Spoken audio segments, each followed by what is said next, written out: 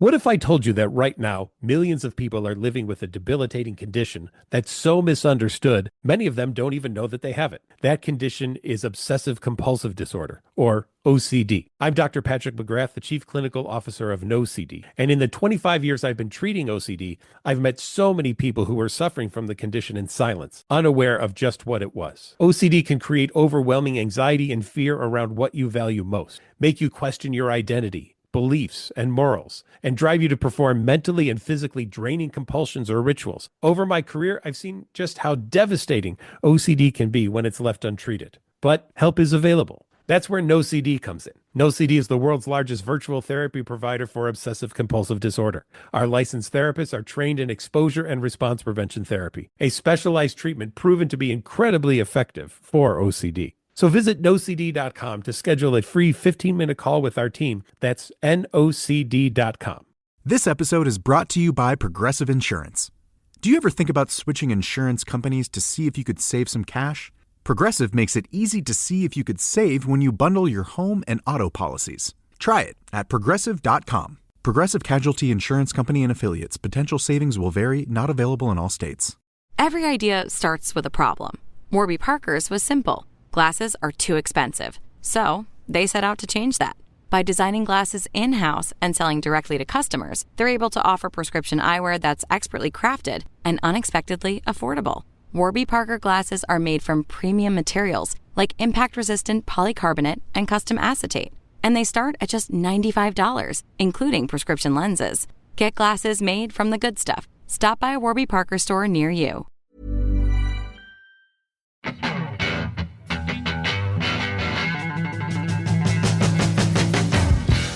Welcome to the Neurodivergent Experience podcast, a podcast where we share the lived experiences of neurodivergent people to help create a better understanding for our community. Join us every week as we bring you honest, raw, and inspiring conversations with specialists, advocates, and individuals who know exactly what it's like to live the neurodivergent experience. I'm Jordan James, a neurodivergent specialist, father of neurodivergent children, husband to a neurodivergent wife, and author of The Autistic Experience, and I'm joined by my best friend. I'm Simon Scott. I'm an autistic ADHD broadcaster, actor, and advocate. Join us as we journey into unraveling the neurodivergent experience. Hello, and welcome back, everybody. And hello for the first time. If this is your first episode, please go back and listen to all the others, and that would be awesome. Yes, there's quite a few. That would be most welcome. So, Scotty. Hello. How are you doing since the really crappy Liverpool parade incident last week? Oh, yeah. You know, how are you doing, dude? Do you know what, man? I'm doing pretty good. It's amazing what Liverpool signing a world-class talent will do for a man.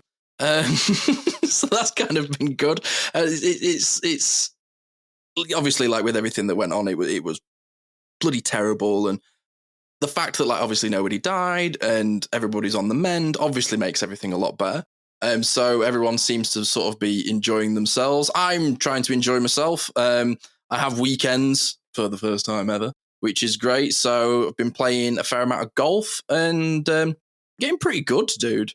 I'm getting pretty good. Like, I played yesterday. You're already good. I know. I'm getting real good now. Okay, now you're getting better. I played a course yesterday that was in like championship conditions, and I played with a guy who I used to play with. Like, I've known since I was like 16, and so he's played golf with me since we were both like 19, 20, on and off. And I hit the ball yesterday, and he literally turned to me and went, "Fucking hell, Si!" And just the self-gratification that I felt when I watched him then top the ball was very, very satisfying. So no, I've been playing a lot of golf, and it's been like really good for my mental health. I'm walking a lot and getting out of the house more. Obviously, like working from home, you're chained to your desk. And then I went to Alton Towers on Saturday, and Friday night there was a thunderstorm weather warning, and nobody turned up. So we literally were at Alton Towers, me and Caris and a couple of friends, and we walked on basically every ride. Oh, I love that, especially when you don't pay to do it. The old fast track. We went on the thing. Smiler twice, we went on the Nemesis twice. Like, we literally just, I think the longest we waited was 20 minutes on anything. So absolutely blitzed his way around, had a great time. I'll be honest, I'm a bit tuckered out. I've done maybe a bit too much socializing, Mm. but I'll get my spoons back. So how about you, man? How's things?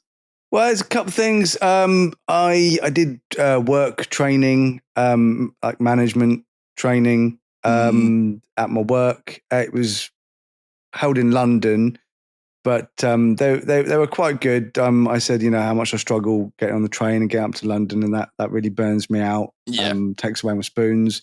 And they arranged like a Zoom thing. So basically, I just went to my normal office, which is obviously not in London, and I was able to do it all over Zoom. But even that, because I'm the sort of person that doesn't just sit there listening, I'm a contributor.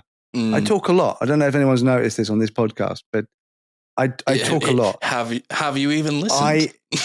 I'm incapable of not saying what I'm thinking. And in a working environment, especially when the account manager was also, so every manager above me was in the training and giving the training. So the account manager, the boss, was literally in the training. The big boy. And I used all my spoons, not contributing, but trying to not say what I was thinking. Oh, yeah. I had to mask so much because I know that sometimes I just say what's in my head. Again, I don't know if anyone understands this or knows this about me.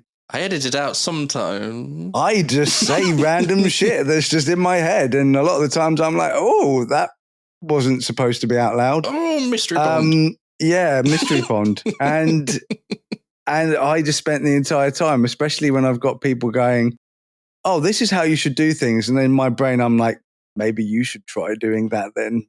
Like, that goes down well with middle management, doesn't it, Jordan? I mean, to be fair, it wasn't actually the people above me. It was the people that were the same level as me that I know aren't doing it. But that's beside the point. Yeah. It's hard existing in a neurotypical world, isn't it? That's right. No one I know is listening to this podcast. They were like, I've got a successful podcast. And they're like, yeah, good for you. And that's it. I'm like, all right then. End of that conversation, I suppose. Yeah, that'll work. Yeah, so that literally killed me for 2 days afterwards. And I didn't even go to London. Can you imagine if I had to travel to London and also do the training and then had to travel back in rush hour? So I was meant to be there for 9 and leave at 5. So it would have been rush hour there, rush hour back. Ugh. So many people, God, busy London. And I was tuckered out for 2 days. I could not get my spoons back for 2 days. And that was doing training via the, just a webinar. Zoom. Yeah. Just from that. Just vibing with a shirt and a tie. It is hard work. It's hard work being a manager. And even just doing management training, which you think, oh, that's like an easy day. I know what I'm doing. But because I'm a contributor, but also because I'm a contributor, both those things were fucking me up, essentially. One, because I was talking a lot and interacting a lot. And two, because there was so much that I wanted to say that I held back on. And I had to be very careful with the things that I did say. And the way I say them, because so often stuff will come out exactly as my emotion. So I can't just be like, oh, there's that thing. I'm like, well, there's that thing. And I'm like, it's so different. And I've got so much sass.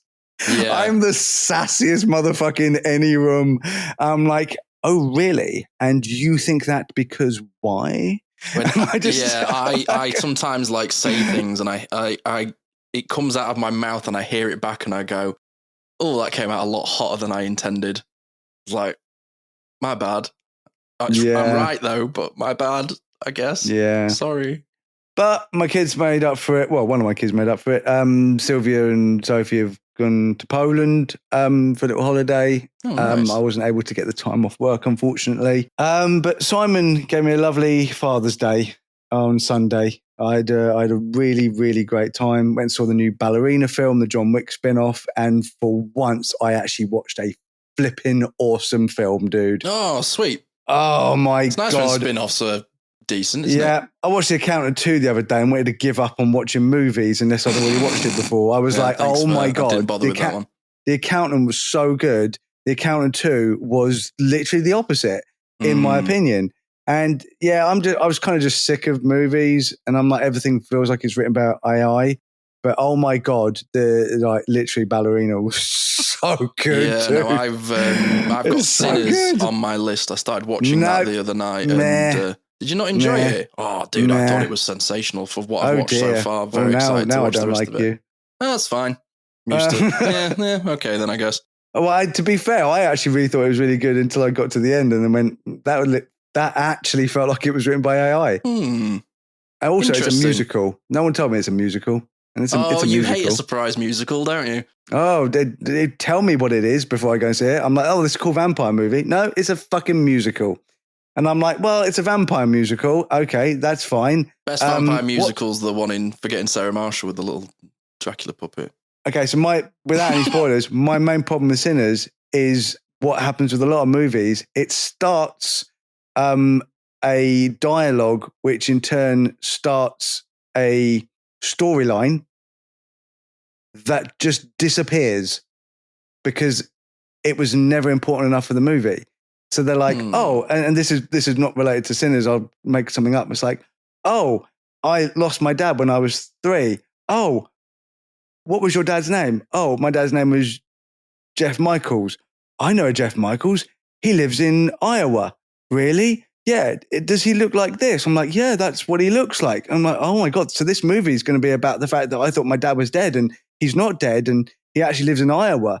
And then something else happens and that storyline never comes into fruition. So that they introduce a storyline and then it never pays off. So I'm like, you never find out. To see what I think of the rest of the film, I guess. So yeah, there's so many things where they start, they're like, oh, this happened and oh my God, this happened. And then vampires attack and everyone forgets every fucking part of the storyline. Isn't that most vampire films? But then don't start something because I'm like, this is a really good movie. So I actually thought of it and went, this would make a really good mini series. Like one of those limited series. Oh, well, the amount of things that I watch where I'm like, just let it cook. Everything. Give it. It's like Andor, right? The first 2 seasons of Andor are almost like amazing movies. And then I see other Disney projects where I'm like, you spent so much money on this. You could have told me this in half an hour. It's like anyway, we got on the rant about that. Where did we go? We were like, don't worry, guys. We'll stick on topic. We'll keep it nice and tight. And anyway, welcome to the Neurodivergent Experience. Movies. Yeah, anyway. Movies. But what are we talking about this week? Because it ain't movies. Oh, goodness me. We are talking about dyslexia. Now, this is something that I didn't think that I had throughout my life, and obviously had a lot of misunderstanding of it because I definitely do. I think we've all got something. Yeah, we've all got a little. Every one of us alternative neurotypes. We've always got something bubbling in the background, even if it's not like diagnostic criteria. It's bubbling. Because I'm a brilliant reader. You know, they call it hyperlexic. I can literally, if hyperfocus allows, I can read a book in a couple of hours. Crazy. I'm also a brilliant cold reader. I used to be somebody that you could hand a script, never read it before, and read it like I'm feeling it, like I'm memorizing it. It's always something that I had in my locker as an actor and still use to this day when I do voice acting. Very rare I do more than one take. Dude, it takes me 2 hours to read a pamphlet. But the thing is, my dude, comes through the door and I'm like, you told me to write down my thoughts on paper. Womp womp, all goes tits up. I have handwriting like a doctor, and a lot of the time I say the wrong word in the wrong place. Like I'll try and say specific, and then I talk about an ocean. Yeah, all fun and games, isn't it? So that's what we're going to be talking about today. So I have a relative understanding of dyslexia because I don't know if you know this, but neurodivergence in general and like understanding it and being a neurodivergent person is becoming a special interest. Who would have thought that would happen to a newly diagnosed person? I did. Yeah, put your hands up in the back. But we're going to have a little bit more of a chat about it today because Jordan obviously has a lot more experience and understanding of it. And we have a totally different sort of manifestation of dyslexia ourselves. So, my friend, where do you want to begin? Shall we categorize like the difficulties? Because obviously there's like decoding language, processing information, like sounds, symbols, Well, all the fun stuff. I think I want to start just by sort of giving the definition, because I think that not everyone knows or understands the definition. So dyslexia is a specific learning difficulty. The primarily I can't even fucking read. Primarily affects reading and writing skills. The irony. But also impacts other areas like information processing and memory. That's stuff that people didn't even know. Think about memory at all. Definitely affects memory. It's like someone will tell me a number, and it's not even a long number, and I'm like, okay, and I immediately need to type that number into a computer or code or something like that. And I'm like, what was that number again? Okay. Oh, and I'll write people 3 numbers, phone numbers out. and I'll go, terrible. What was that? What was the next one? Like, well, I've just told you. I said it's 75675557777, and I'm like, cool. Can you do that way fucking slower and in bite sizes? Because you just telling me that whole number, there are so many people that are like, that's easy, and they'll just remember it. You know in like movies and stuff, and they go, this is the plan. Any questions? They go, no, let's crack on. And I'm like, I have a question. Could you tell me all of that again at least 5 or 6 times and break it down and maybe like send me an email with like bullet points? Because I don't remember anything you just said. I've got to ask this, right? I have to do this when I'm like writing for work. I'll write something and I have to reread it. And I write it and I go, did I get that right? I'll reread it again. And I get like, just like stuck in this like sort of like feedback loop. But like with memory, like I used to be at the bar, dude, and somebody would read their order out to me and I'd be like 5 drinks in and I totally have an understanding of everything. And they go, is food being served today? And I go, yeah, food's being served. Literally turn around and go, what was the order? It's gone. Yeah. It's literally just walked out the door. It's gone. I mean, to be fair, you've got further than I got. Because like as soon as they started saying any words, I start like imagining like, I don't know, like what is my next pop character purchase going to be? And then I don't listen to people. I will listen to people if I really, really try. But even when I really try, and this is a killer because people are like, well, you're not trying hard enough. You need to listen. You need to listen. You need to listen more. And I'm like, motherfucker, I am trying to listen, but it's not working. It's like, it's just not working. I'm not trying to listen. I don't not care. I genuinely care, but it's not going into my brain and it's not staying there. I can't do anything about that. That's literally like us complaining at a freshwater fish that it can't. It's like, oh, you're in salt water. Just swim a bit harder. Yeah, just get on with it. So that's enlightening. When you talk about information processing and memory, it's characterized by difficulties in decoding language and processing information, particularly related to sounds and symbols. While it's often associated with reading and writing challenges, dyslexia is not a reflection of intelligence. I can definitely attest to that. And dyslexic individuals can possess strengths in other areas. I love it when they finish stuff like that. Thanks for that. Good to know. I've got superpowers. You know what I mean? I can monologue for 3 hours and completely not register the fact that the other person doesn't care what I'm talking about. That's one of my superpowers. I can bore people to death.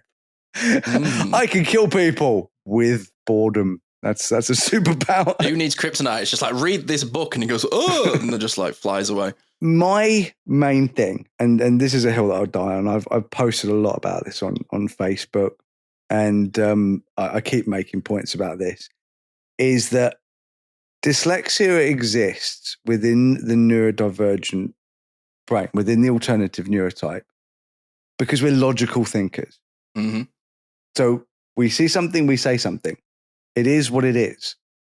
Like we struggle to see the middle ground, if you know what I mean. Nuance isn't my friend. Yeah, nuance is not our strength. It can be. It's definitely something I'm working on, and I worked on with other things. But when it comes to language, that ability is a disability. I do not have, I see black and white.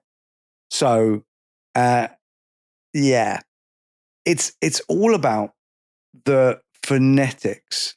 So phonological spelling is also known as phonetic spelling. It's a system where words are spelled based on how they sound rather than following traditional spelling rules. So it involves breaking down words into their individual sounds and representing each sound with like a corresponding letter or symbol. So this is literally how we're taught how to spell. Yeah. This is what really messes me up. Okay. So I'm taught, right? You break down words into bite-sized chunks and you pronounce them like this. So when a word, if you break it down, still doesn't make sense because it's spelled weird and you're trying to do what they've taught you, my brain's like, well, I've done what you said and then somebody told me I'm wrong. So you taught me how to do something. I went and did that, but now you're telling me it's wrong because it's grammatically incorrect or because one of those particular letters isn't actually pronounced. So when someone gives me, and I'll get onto this more later, if someone gives me a word like gnome, I go, gnome. Yeah. And they go, no, you don't pronounce the G. I'm like, you absolute arse. Yeah, You taught me itself so much. You It? taught me to break down the word, to break down the letters and pronounce it as it's spelt. That's what you taught me how to do. So I'm going gnome, gnome. And I love, my dad used to say gnome all the time. I loved it. He knew it wasn't pronounced gnome, but he would say gnome all the time. My dad was funny as fuck sometimes. But that is for me why I'm dyslexic. Like I want to go into a little bit more, but I want to ask you: is that a struggle for you? It used to be. Like when I remember being at school and really struggling with that because, like, I can spell and like I can read words. Is like I'm very good at cueing reading, which is only something that I've learned about very recently. But it's the idea of it's like you have a semantic cue, which is like using the meaning of the sentence or a passage to guess what the word means. So it's like I'll see a word in a sentence. I don't know what it is. I don't know how to say it. Don't know how to pronounce it. But because I understand what the sentence is about or what the topic is about, I can kind of guess the word, or if it kind of looks like other words that I know, I can kind of sort of read it. But something like with gnome, yeah, I sometimes really have to think about the word. And like I sometimes look at words and will look at the letter and go, well, if that's there, does that say that? Or is it there if it sort of says that? Like I had a period where I was trying to learn Norwegian and I wasn't all right at it. I just wasn't as interested as I could have been, really. And they pronounce everything in the word. So like you'll take a specific word and the way to like speak it correctly as I understand it is to literally say it how it's written. And there are so many words in English that just mess with my head. So it's like I've got text in front of me here and it's like I'm looking at phonics. And as soon as I say the word phonics, it's like my brain goes and like all these tabs open. And I look at the word phonics and in my head, I think Panasonic. I look at the word phonics and I go, why is it not F? There was a lot of times where I like would be in exams and I would write F instead of PH. And then it got to the point where I started writing PH where I should have had an F. Yep. And it just like, as soon as they corrected me, I was like, oh, I'm doing it wrong. And then I just put it on everything. It literally, like you say, oh, well, in fact, you don't spell it with an F, you spell it with a PH because PH is F. And then everything's with a PH after that for a little bit. And I'm like, are you PH-ucking kidding me? But it's so confusing, isn't it? It's so confusing. Like, it just sort of, and I used to really hate like having to, especially at school, writing essays, one with a pen, because my hand would just cramp up like shit. And I just start like scribbling. But having to really think about how to spell words is probably why I never finished the essays I was meant to write, because I just got hung up on how do I spell this correctly, and would just like go and write it phonetically, and somebody would be like, circle, what's this? Like, you know what it is. You know exactly what I'm trying to say. You know exactly what I'm trying to say. It doesn't change the context, doesn't change my argument, doesn't change the point. It's just grammar. Like, no, wrong. It's so ableist. So ableist. It makes me feel dumb as well, which sucks, because I'm not dumb. When you're diagnosed dyslexic, right, so here's your piece of paper, there you go, right? And they go, okay, we're going to do this exam. And you go, okay, cool. And they go, and what reasonable adjustments do I get for being dyslexic? And they go, you get 25% longer to do the exam. Cool. So that's helping me with my reading speed. And what reasonable adjustments have you got for my spelling? Niche. Nothing.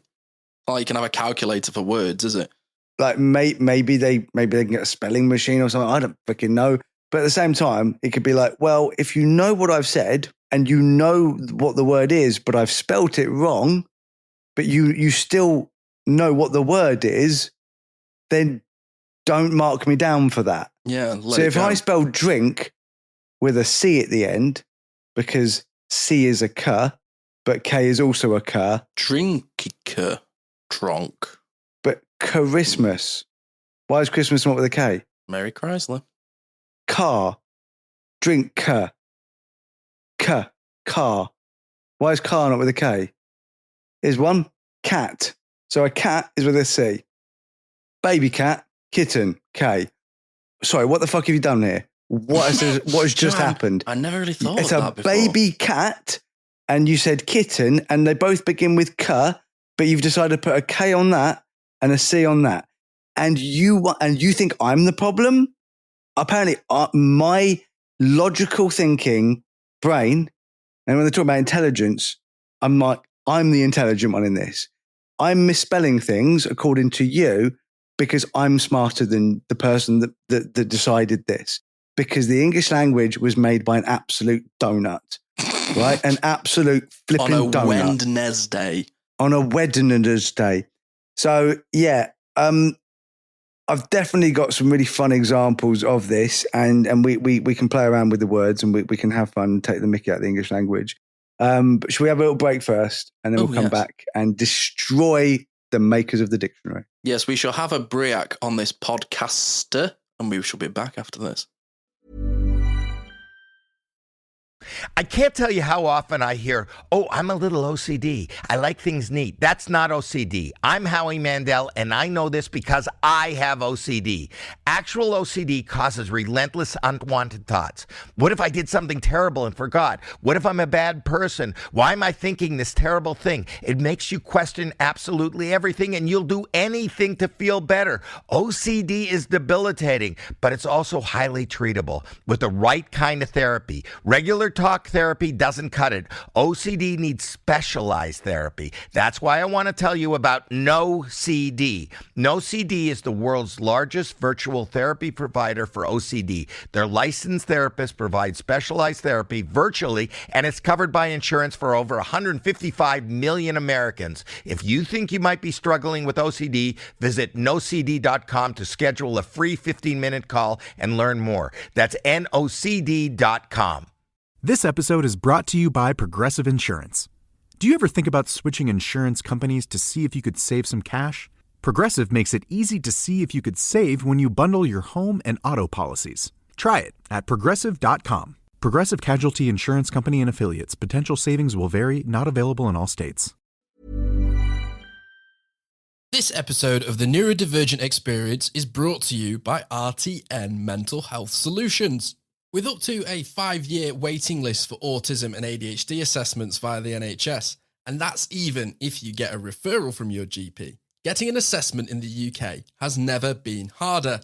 So if you're like me and can't wait anymore, going private may be the best option for you. RTN offers online assessments for kids aged 6 right up to adults.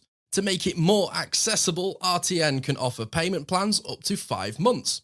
You can access their remote services from the comfort of your home anywhere in the UK, And RTN offers group and one-to-one counselling, a private route to access ADHD medication following the assessment, and will even fight for you if your GP doesn't accept the results. So if you live in the UK and can't wait to get an assessment, go to www.rtnmentalhealthsolutions.com and use the discount code RTN23, making it even more affordable for all of our listeners to get an autism and ADHD assessment.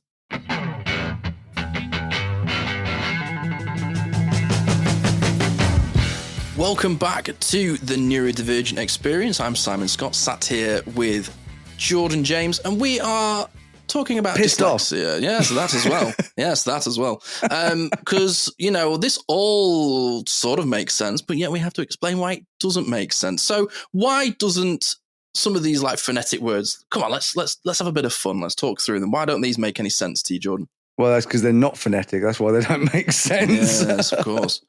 Okay, so why changing? Why do people change letters that sound the same? Like you got certificate, sir. Why is it a C? Or because in my brain it's like, oh, certificate.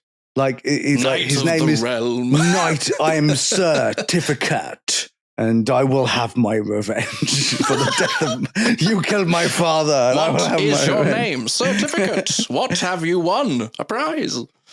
Great. But also you've got like in the sir, you've got like suffice or surface. So that's SU. I hate suffice.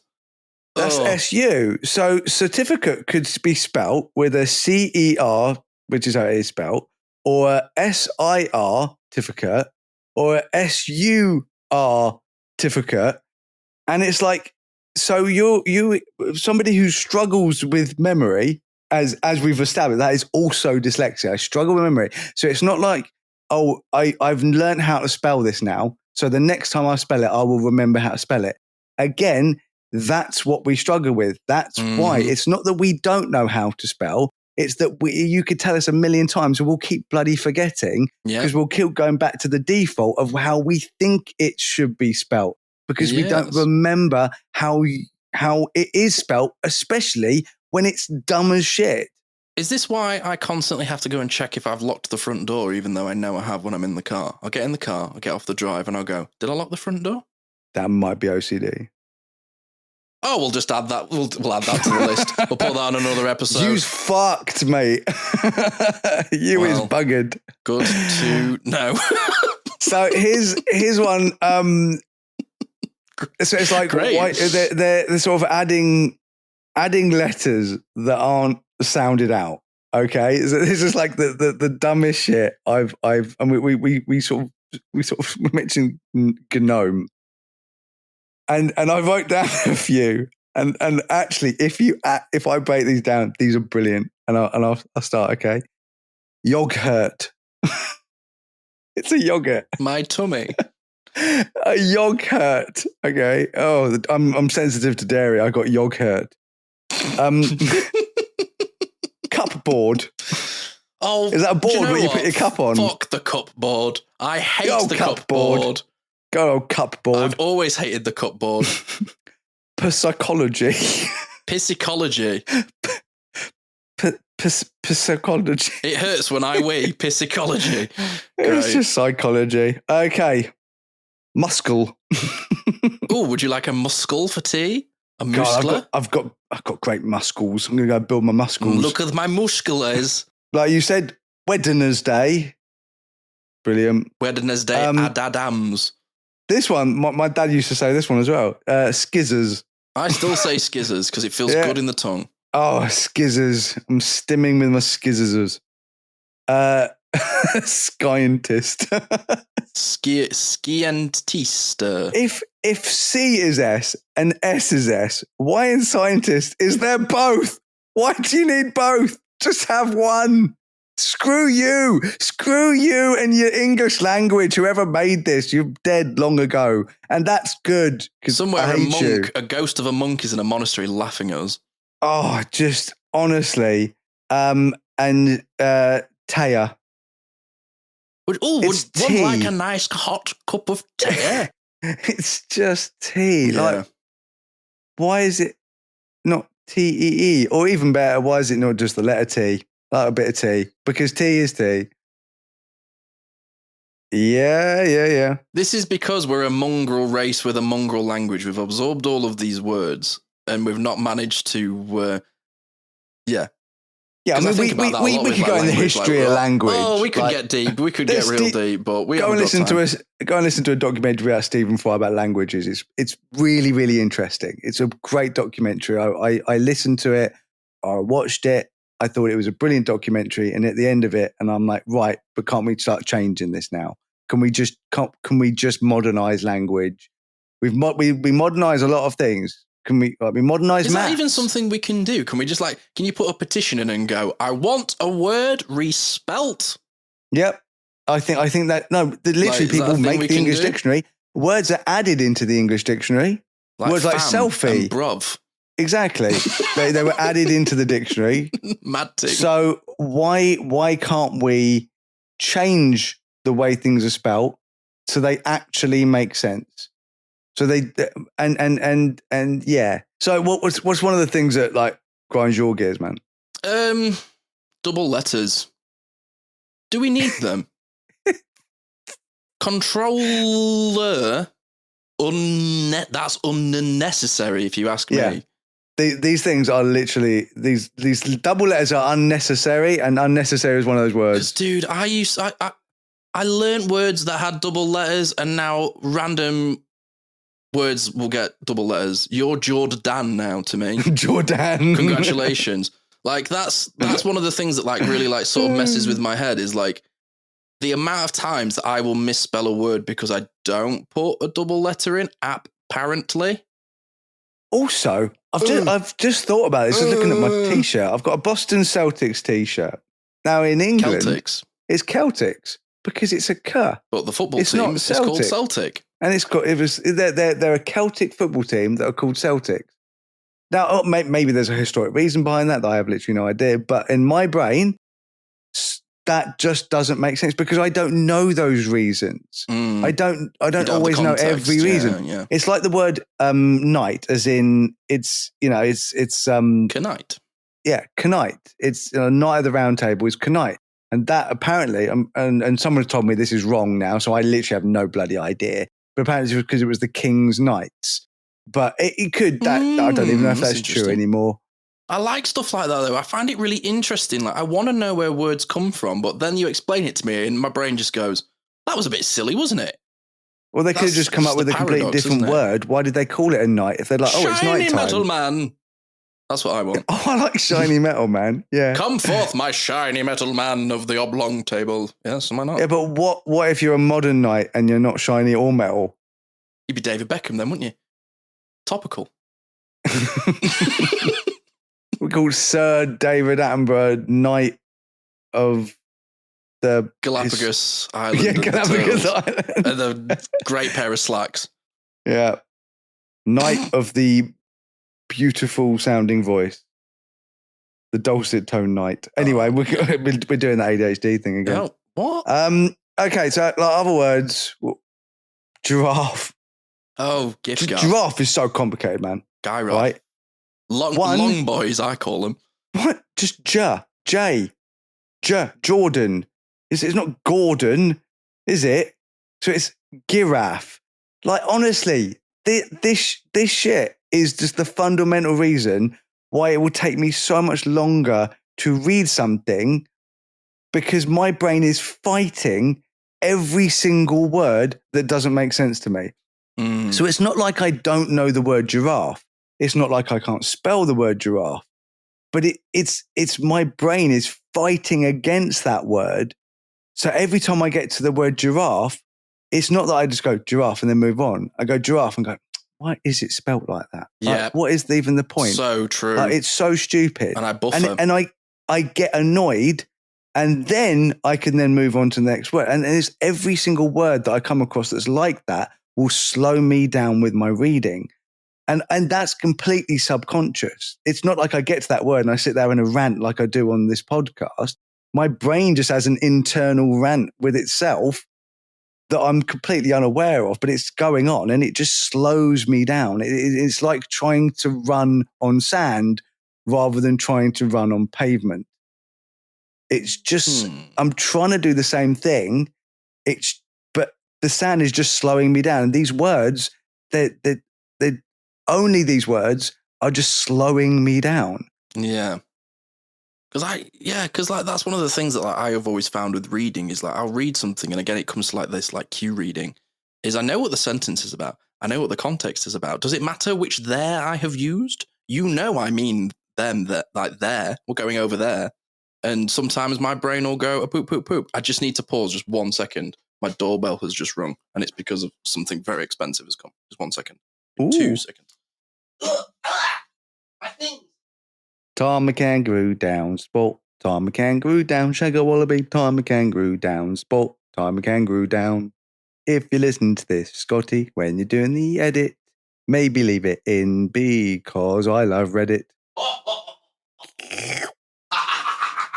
Anyway, as you were, I'm very happy that that's finally arrived.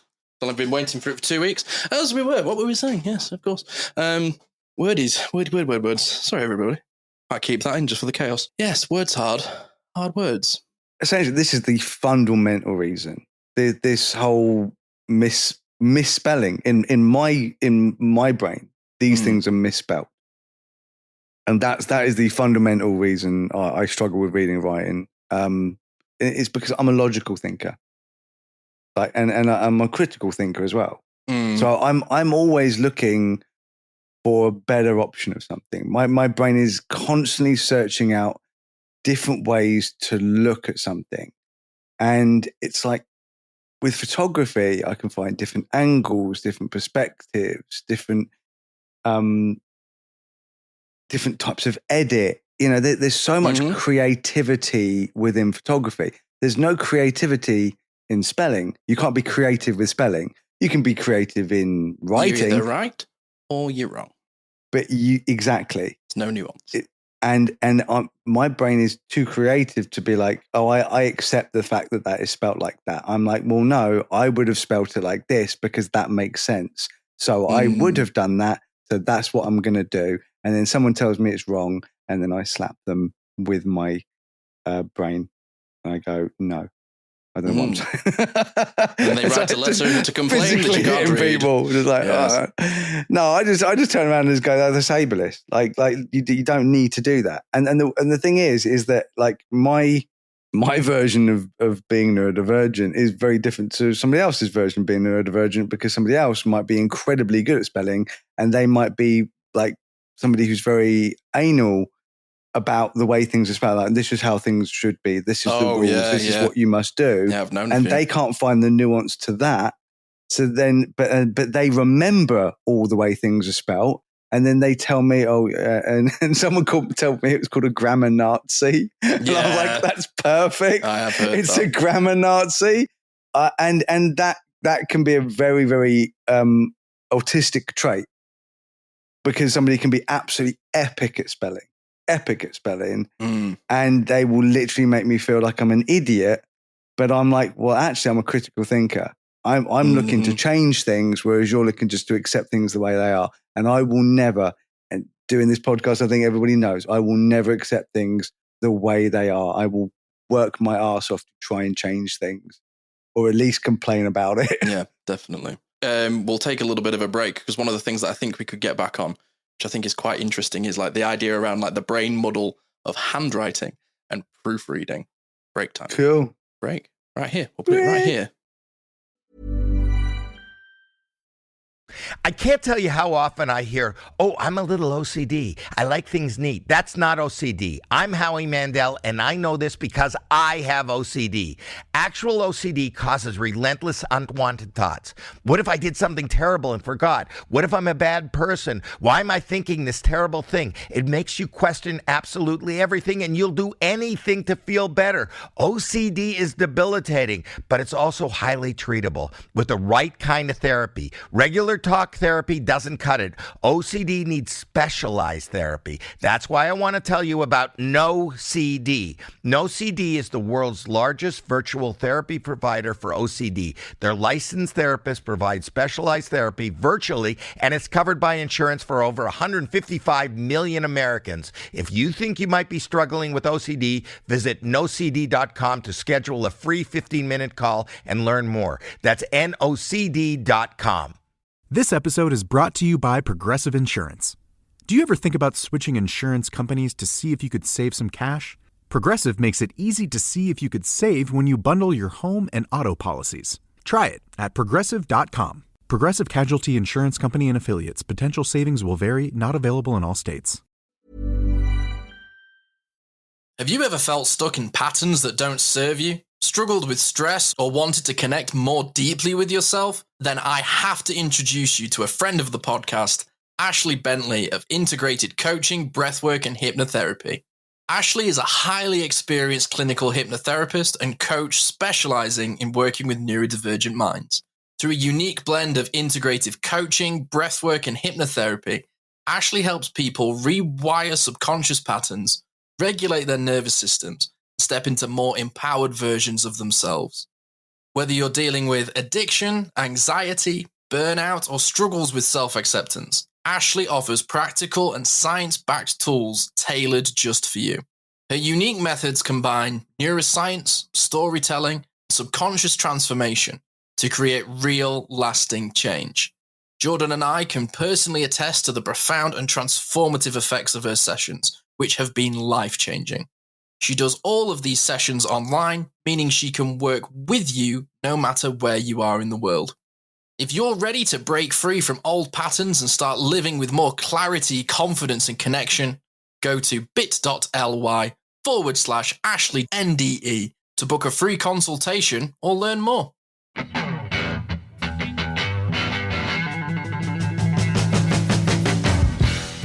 And welcome back to the Neurodivergent Experience. Well, we are talking about how stupid the English language is, because we don't know any other languages. Yes, yeah. So we can't comment. I'm sure other ones are brilliant, but I can't speak them, read them, or write them. Yeah, I speak two languages. Yes. I can't even say words. I speak two languages. I speak neurotypical and I speak neurodivergent. Those are my two languages. Well, you've just made a nice little point that kind of brings us into this bit. You know, we were going to talk about like proofreading, like getting the brain muddle and the handwriting. But sometimes you put the word in the wrong place and say the wrong thing. And I see a word sometimes and think it's one thing and it turns out to be something completely different and I get the context wrong. Or I'll say something and I'll go and say the wrong thing at the wrong point of the sentence, and then I feel really embarrassed and really dumb. Yeah, feeling dumb is so not okay, and others making you feel dumb is 10 million times worse, because we will punish ourselves something rotten. But if you're out there and you're sort of, you know, thinking along the same lines as we are, if our experiences are similar to yours, you're not dumb. Don't feel like you're dumb just because you're struggling like we are. It's not being dumb. As I said at the beginning, it's not an intellectual thing. In fact, I would actually say that it makes us more intelligent because we are, and I will die on this hill, we are spelling correctly. It's the way it's originally spelt is incorrect. And people can argue me till they come home, but at the end of the day, if you spell yacht, like literally you're hocking up a loogie, and you can give me the history all day long of why it's spelt like that, and I'll still tell you, I don't care. It's Y-O-T, yacht. Yacht. Because that is the intelligent way. Yacht. So you can think you're smart because you know the reason it's spelled like that, and that might make you smart. Or makes you really good at memory. But being a critical thinker is going, well, that actually doesn't make sense. And the history behind it is very interesting. But again, it doesn't really make sense. And it doesn't help because making reasonable adjustments shouldn't be about making reasonable adjustments for one person. if you make reasonable adjustments for one person, you can make reasonable adjustments for everyone. Because there's some reasonable adjustments that will help everyone. So don't tell me for 1 second that every single person on earth learning the English language or speaking the English language or, learning a second language as the English language wouldn't benefit from yacht being spelt Y-O-T. They just would, because you'd immediately look at that word and you'd immediately get it. If you're a kid, if you're dyslexic, or if you're a foreign person learning it for the first time, my way is the best way. It's the easiest and it's the most sensible. But people tell me I'm wrong. Bollocks. It's got to work for you. It's a very like reading, right? It's personal. It's personal to you, and like having these like sort of like rigid. Because I'm a great writer. I write how I speak. I can formulate things really well, and I can write monologues. I've written drama, like radio drama. I do blog posts professionally and all sorts of stuff. And yeah, if you were to say to me, right, sit down and write it out, I actually have to really think about it. And it's amazed me, actually, now that I am writing a lot more, how out of tune I've been with it. Like, I've had to actually practice putting hands on a keyboard and writing things. And like, if I didn't have like Grammarly, which is like a plugin, it helps me with like full stops and commas, and I know where they go. Because I read and I go, oh, I'm out of breath. I should probably put a full stop there. Like it's how it feels natural. But yeah, if you were to say to me, oh, write a beautiful hand-drawn birthday card, it's going to look crap. Like, I have to really think about writing, like really formulate the words. And as I'm writing it, I just lose myself. And I sometimes even go back on myself and write the same thing I've written, even though I intend to write something else. And then I get faster, and then I get scribbly. And before you know it, it's just like Morse code on a piece of paper. And it makes me feel really dumb. And I hate it because I'm not. I can say great things and really formulate arguments and refer to like context and stuff. It's like you were saying earlier, where we were like, oh, we don't know the origins of these words, but that doesn't mean that we can't argue that we don't think it's spelt in a way that's accessible for all people. It's like, oh, you don't know where it comes from, so you can't have a say in the argument. And that's something I've always struggled with memory. Is like, I know specific people who are interested in World War II, like I am, who can name bloody everything. They can go, oh, that was that plane. It's the mark this of this, and it was built here and there. I know all of that, but I can't necessarily formulate it in a very coherent sentence just off the cuff. I actually have to think about it. And when you stutter and you pause and you go, what's that thing with the thing? If I go, oh, the thing in the thing that goes in the thing, you know what I mean. I know what I mean. But then there seems to be this sort of like dick contest where people are like, oh, but you didn't use the right term on the right thing. And then so your argument is invalid. And it's just like, oh, I'm saying. Well, it's CPU speed, isn't it? It's central processing unit speed. So like a computer, our brain, has a process in which it will access information. And for you and I, it seems that information is locked inside a cupboard and we lost the key. So we have to find the key. Then we have to remember what cupboard that information was in. Then we have to unlock the cupboard. And the cupboard. And then we have to find that information. Then we have to say it. And by the time we've done all that, we're exhausted and we can't put a sentence together because various reasons. But it's like we always get there. It just takes us longer. It kind of just happens with everything that we do. There's some things we can just be like, yeah. And there's some things we're like, oh, we'll get there when we get there, but we will get there. Yeah. It's like, we talked about it before. It's like the idea of like, it just drops in your inbox. It's like certain people, like with maths. It always amazed me how they'd be like, show you working out. I got the answer and it took me 40 minutes less than everybody else. Why does it matter? Yeah, oh God, don't even get me started on that. It's like I could write a beautiful essay in a couple of hours if you give me an hour and a half to grammatically correct it all and not write it in ink, but I can do it. It's, yeah, oh man. I really look back on my school career and gone, I wonder how I would have done if I'd had the knowledge of all of these things. That's, yeah, context and hindsight's a bitch, isn't it? Yeah. I mean, it's difficult. I mean, obviously I've written books, got 2 published. And dude, I try, especially with my first one, because it was self-published, and I tried to proofread it. And I went through that book with a fine-tooth comb, right? And I was like, absolutely, I've done a great job. And then I went through it again. And then I went through it again. I've done a great job.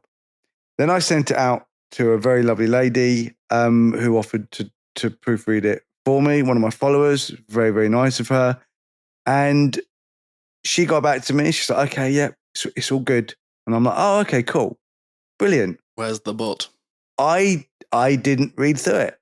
And so I self-published, and I didn't release it. It was, it had a release date that I was, working towards.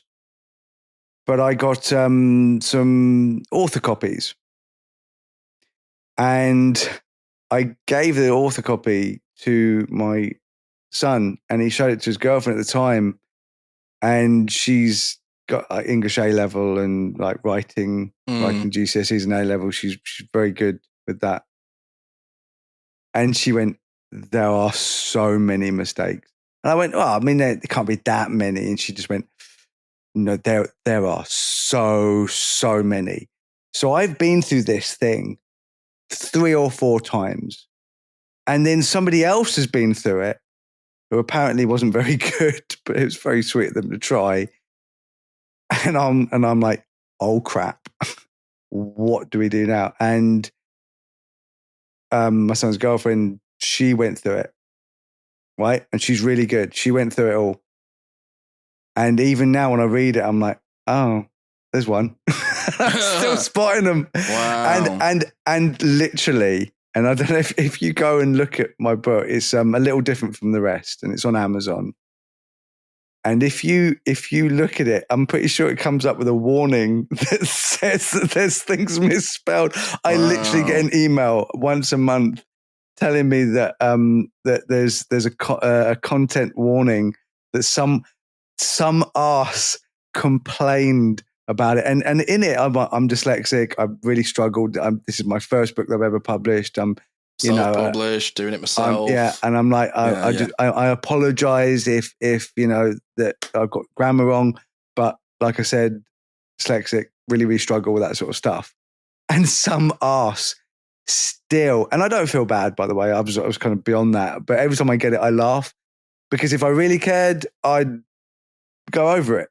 But I'm just like, no, I've already said I'm dyslexic. If you don't like it, don't bloody read it. But if you want to know the genuine article of like how difficult it is to write in today's world, where people are so judgmental of everything everybody does, everything's under a microscope, and people are so easy to be like, man, that's crap, rather than why is that crap? Oh yeah. And they don't just say, oh, it's bad. They go, oh, it's absolutely terrible. It's the worst thing that I've ever heard. How dare you even put this within the vicinity of my existence? Yeah, I'm like, you could have just like not. Oh, I did a voiceover thing the other day, and somebody was like, I did like a Donald Trump thing for a voiceover ad thing. And do you know what? I'm really happy with it. I've sent it to a couple of people. They thought it was really funny. It went out the other night, and I couldn't help myself, could I? I waited until it went out, and I watched the little like live chat of the show come out, and loads of people were in it going, oh, Timu Donald Trump. And I was like, fuck off. I tried really hard with that. And I was just like, why did I do that to myself? And like, everybody's in it just going, oh, it's not as good as Jon Stewart. I was like, I would like to think it's not as good as Jon Stewart, like, professional comedians. It's just something I threw together in half an hour. And then I'm here going, why am I getting upset about it? Why am I having to justify myself? Screw them people. If you can't be constructive, you shouldn't be critical. Just like, that's not very nice. I tried really hard. Says the man who's constantly critical. I try, but I mean, it's difficult to be constructive with the NHS. If they want to chat with me, I can be constructive. Trust me. I've got lots of ideas of how better to run the NHS and also how to write an actual decent dictionary for dyslexic. That's what we need. We need to write the dyslexic dictionary. That's my idea. That's if one comes out now, I will sue you. By the time this episode comes out, we've already got the copyright, so don't waste your time. I own the copyright to the dyslexic dictionary. And if somebody else already does, I apologize and I will back away. But also, there's no way I'm going to do that because demand avoidance. Yeah, absolutely. I was about to say, you'll think about it for 5 minutes and then we'll not want to do it again. I haven't written another novel since the Little Different from the Rest. I was going to write a follow-up to it because it's ready there. And I started doing it. I was like, nah, I don't like writing anymore. I'm bored.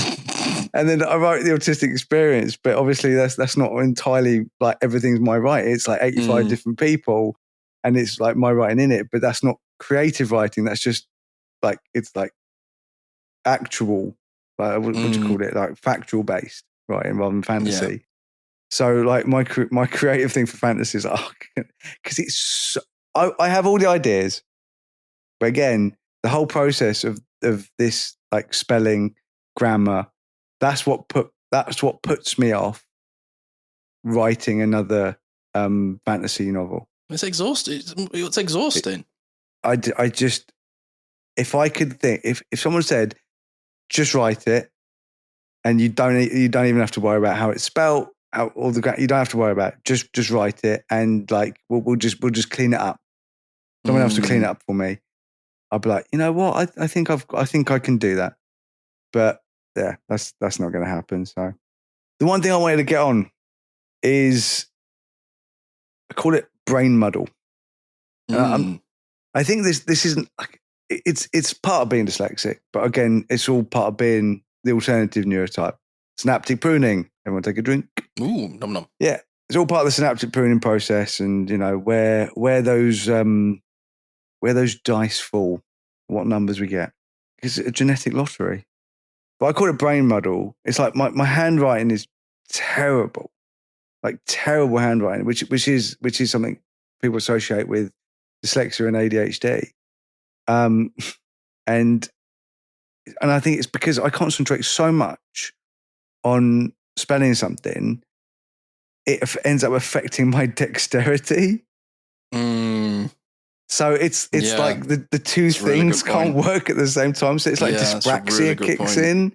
As you were literally saying that, I was thinking about, doing that thing where somebody's talking to you and you think about a million other things. When I was at school, I had extracurricular lessons on handwriting. I literally had a teacher sit with me and go, right, this is how you write these words out, and you do this with this, and you know what? She was great, and she was just really trying to help me, and it did help me for a little bit until I suddenly couldn't finish exams because I was trying so hard to write cleanly that I wasn't actually finishing what I was trying to write. I didn't have enough time, which is so annoying when I think about how I never got extra time ever, and I think about it now. If I try and write really cleanly, my hand hurts so much. Oh God, yeah, when you grip so much, man. I get the worst cramp. Because I have an unusual way of holding a pen. I always have. I feel like the entirety of my ring finger and my little finger, my pinky, all just get onto the pad of my hand, and my whole wrist just cramps up. My whole forearm goes rock hard. I feel like I'm completely bringing my shoulder over to get as close to the paper as possible so I can really. And I remember sitting in exams, dude, and being in pain, trying to write, literally being in physical pain. And I remember at one point trying to learn how to write left-handed, just so that I could give up on that pretty quick. But when I went to university, I gave up on it and I just had my own handwriting and it went great. But, oh man, the amount of times I used to get marked down for grammar. And this is when I just started using a computer. Didn't get a free one because no one picked up on any of this shit. They just thought I was lazy and needed to try harder. See, that brings me to the other thing is that the same dexterity issues happen with a keyboard, even if it's a physical one or a digital one. Oh, yeah, I've got all the things here to stop my hands from hurting. Yeah, but I know what I want to type, but for some reason, because I'm thinking about, especially a large word that I know how to spell, I've got that far. I'm like, oh, I'm doing well. I actually remember this one. And yet, for some reason, I'm having to concentrate so hard, my brain just melts down. And then what I type out is very different somehow from what I was supposed to have typed out. So even like typing things becomes an absolute nightmare, because it just takes the amount of times I would just write a word and then that red line comes up and it goes, oh yeah. And the worst thing, dude, is when it goes, oh, it's suggested. So you go, okay, well, I don't actually know how to spell that, obviously, because that's how I thought I spelled it. But I'm so off. I'm so off on how I was trying to spell this that even when you like spell check it, it goes, no idea.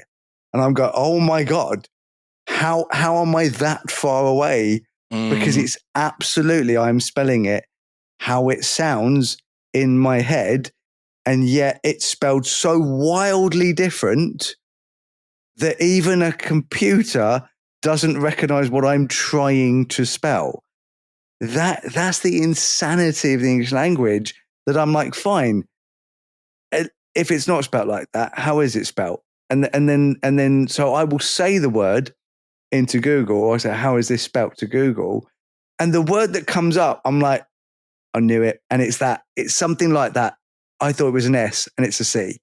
Yeah. It's something stupid. Yeah. Or something like the word Christmas, right?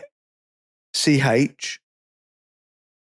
So and it's like, okay, so K, and then it goes school, and someone goes, it's with a H. And I'm like, that's stool. If chair is CH, why is Christmas and school CH? I don't know the answer. And if somebody out there knows the answer, that's irrelevant, because whatever the answer is never going to be good enough for me to justify that ridiculous spelling and have other people tell me that I'm wrong when it's blatantly, that's wrong. You shouldn't be spelling school with a H. It's not gonna change how your brain processes it. No matter how much people tell you, they go, oh, do it this way, do it this way, do it this way. You go, that's great. I am a freshwater fish and you're asking me to swim in salt water. I'll do it, but I'll be in a hell of a lot of pain and I won't do it well. Yeah. Great. Okay. Other words that really screw me about and make everything, again, this is like processing speed, but like my processor is overworked constantly, which is why I find I end up not bothering with novels anymore, like reading. So I just do audiobooks. Like I literally just live on audiobooks. Like I could even have a book in front of me and listen to the audiobook, and that also works. Like I used to, when I was a kid, there used to be read along things. So you press on a tape player, and somebody would read while you're reading. So I felt like I was reading the book, but it helped because somebody was reading it as well. So obviously I don't do that when I'm in the car. I'll crash the car. So I just like pull over the side of the road and start reading a book. So book in one hand, coffee in the other, steering with my teeth. I've seen Stranger Things. Yeah, it's called BMW drivers, mate. Yes. Straight up, yeah. Yes, you know who you are. But yeah, so one of the worst things is this thing called homonyms. Homonyms. Yeah, I like to get homonym. Do do do do do. Homonym. Do do do do. Anyway, so yeah, a homonym is when two or more words are spelt or pronounced the same, but have completely different meanings. So it's like there and there, and there, right? There they are. Oh, ouch. They're over there. Or it's a lovely day. Look, the sun's out, and then my son's in the back garden. Watch your son in the sun. Yeah, my son's out. Has he got sun cream on in the sun? Your son? The sun's outside of the sun. This is one I love. Is like bat and bat. Oh, I thought Batman was a baseball player when I was a kid. And I'm not even afraid to admit that. I was like, oh yeah, I've seen Batman. And then I was watching a baseball movie. I was like, well, he's got a bat. He's a man and he's got a bat. He's a Batman. Like in the English language, when we had like the cricket bat, and then it's like, this animal is now a bat. And I'm like, could we not have beat this lack of creativity? Like I said, whoever invented the English language is absolutely. You know what? I like the idea of neurodivergent people taking credit for a lot of things on this planet, and that's rightly so because history proves my point. Okay, and if anyone wants to argue it, I will give you a million arguments as to why I'm right. But I will not have us take credit for spelling. That's a neurotypical thing. This is your fault. You know who you are. You know who you are. You person that is no longer a part of this world. Like, honestly, if spelling had been made by a neurodivergent person, this is in the English language, this is how it would be spelled. I'm positive because I think the autistic people out there, they're like, I spell exactly how it's supposed. Why do I do a stupid voice? I always say, I do this. Like, every time I think of an autistic person who's like really anal, I'm going to talk like this. That's really unfair, and I apologize. But I'm still going to do it because I can't help it. It's an echolalia. But yeah, they were like, "Oh, you've got to spell it." Oh, damn! Even when I try to not do it, I just don't fight it. Just let it happen. I'm not going to fight it. We all know that it's not with malice. You can't help it. It's not. I literally can't help it. I'm going to spell it like this because it's meant to be spelled like this.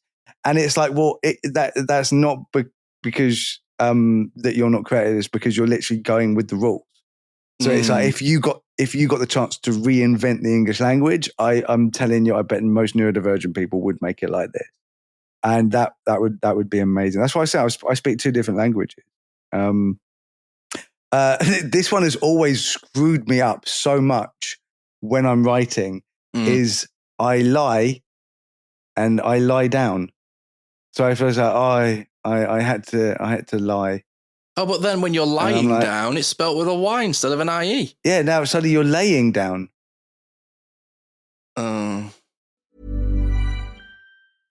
This episode is brought to you by Progressive Insurance. Do you ever think about switching insurance companies to see if you could save some cash?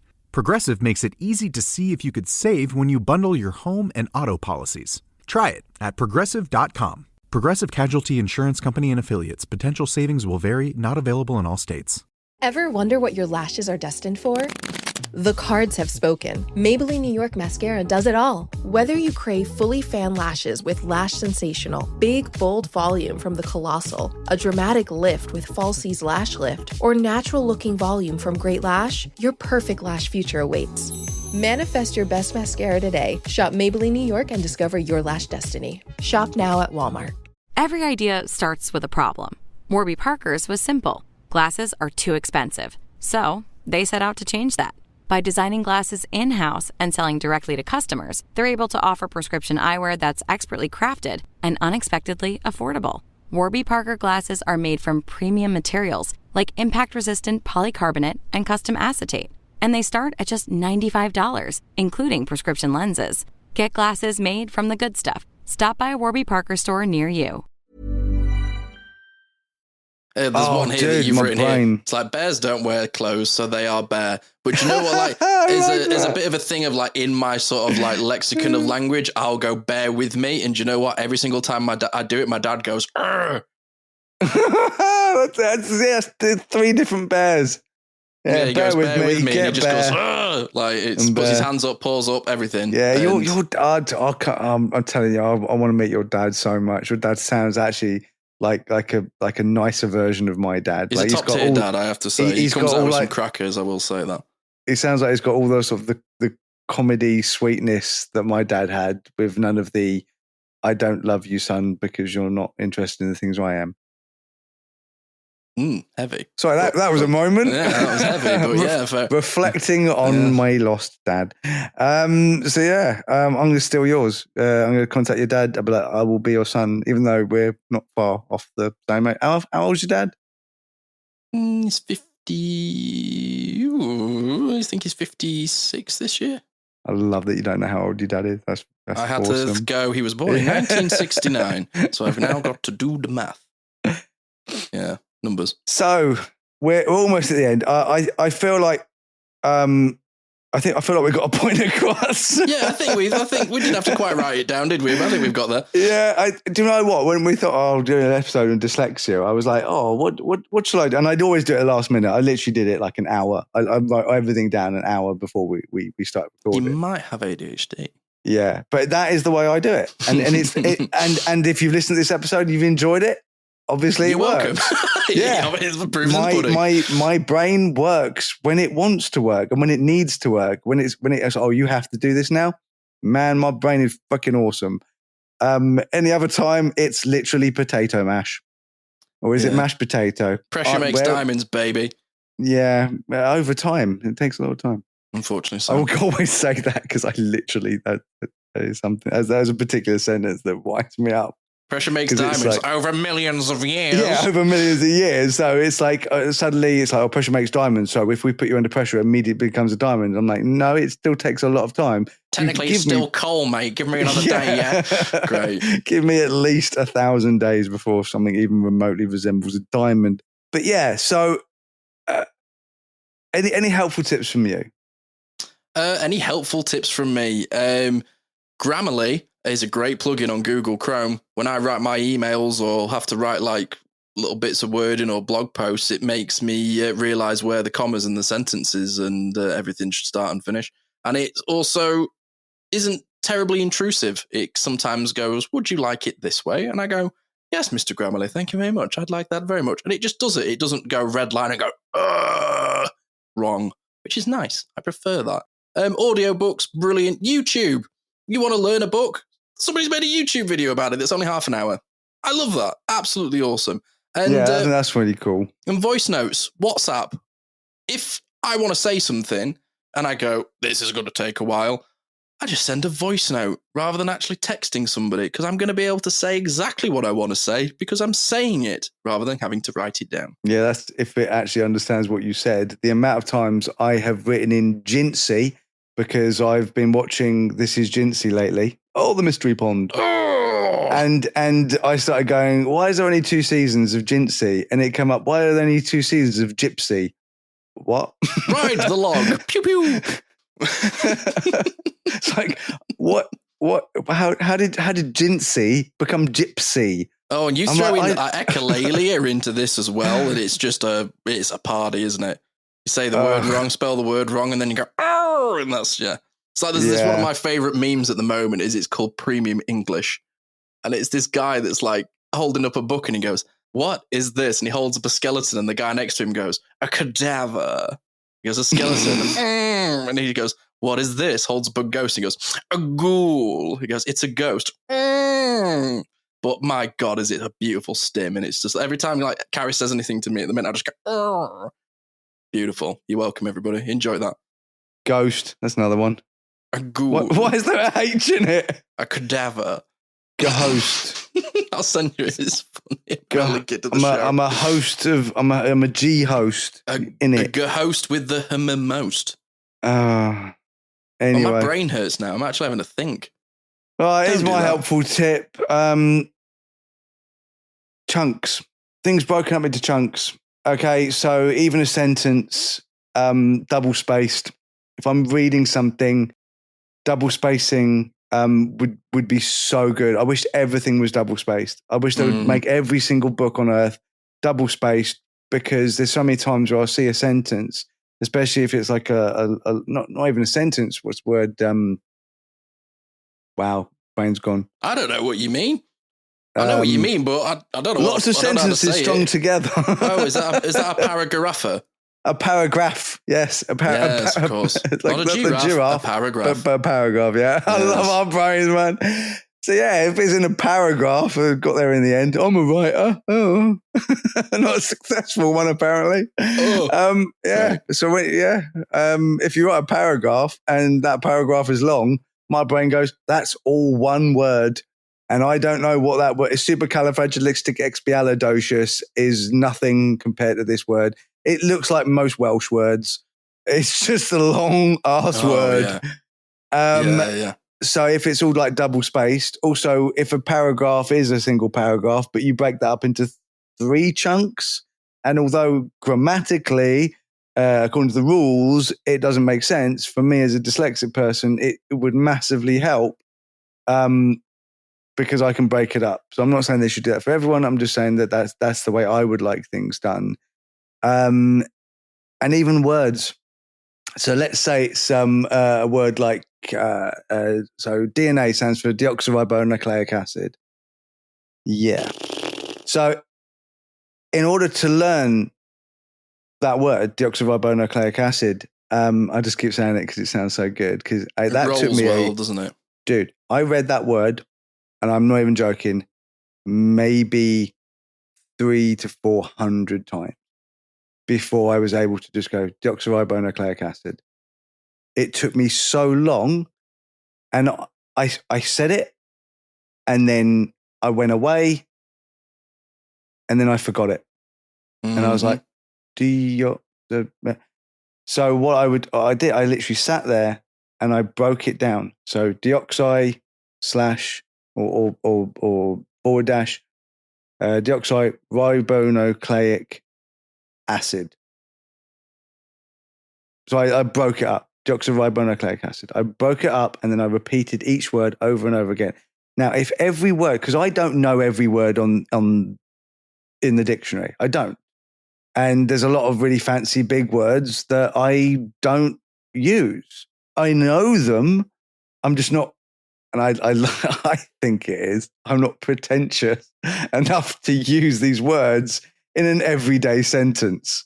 I remember like reading stuff from Christopher Hitchens and having to Google so many words that man wrote because he was so good at writing, but he was super pretentious when it came to words. And I was like, that's just a simile, a simile or a synonym for like the most simple freaking word. I'm like, well, can you not have just said that word?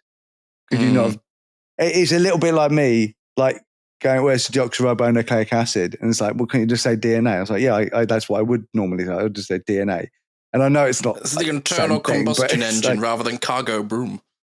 Yeah. Cargo broom broom. Gungo. Yeah, it just sounds to me like someone, and I'm guilty of it. I'm not perfect. I'm far from it. Like me neither. Especially if I'm around people that I'm trying to impress, I will use really big words, and so many times I have got the wrong word. Oh yeah, and I just sound like the biggest knob. So I'm like, and I remember there's a particular word. I'm not even going to go there because it's just too much trauma. I was saying a particular word, and I absolutely believed it meant one thing, and I kept saying it, and I think I even put it in a book. And you wrote it down. There's proof out there. One day I was like, I wonder if this word actually does mean what I said. So I was like, oh, Google, what does this? It was not what I thought. This is like film students that learn mise en scène, and then they just look at everything and they go, oh, mise en scène. Like, no, not in this case, but I appreciate it. Cool. Yeah, I was way off. So yeah, I didn't actually feel bad. I'm like, well, I'm dyslexic. Like it's not really something that I'm ever gonna like be really, really good at. But yeah, just be kind to yourself. That's my best advice. And you're not stupid. The English language is. Yeah, you're not lazy. You just, find it a little bit hard and it's not built for you, like many, many things in this world. So thank you so much for tuning in. I've really enjoyed this episode. I've learned a lot about myself just being in the conversation. So I hope it's had the same effect for you listening. And we will be back on Friday with a hot topic. And this one is pretty hot. It's Elon Musk hot. Yes. Biggest public meltdown you've ever seen in your life? Elon Musk hot? I don't think so. As you were. Bye, everybody. See you Friday. Bye, everyone. Thanks for tuning in to the Neurodivergent Experience. We hope today's episode sparked something for you, whether it's a new idea, a bit of validation, or just a moment of connection. Remember, new episodes are every week, so be sure to join us for the next one for more conversations and insights into the neurodivergent experience. If you've enjoyed this podcast, help us grow. You can do that by rating and reviewing this show.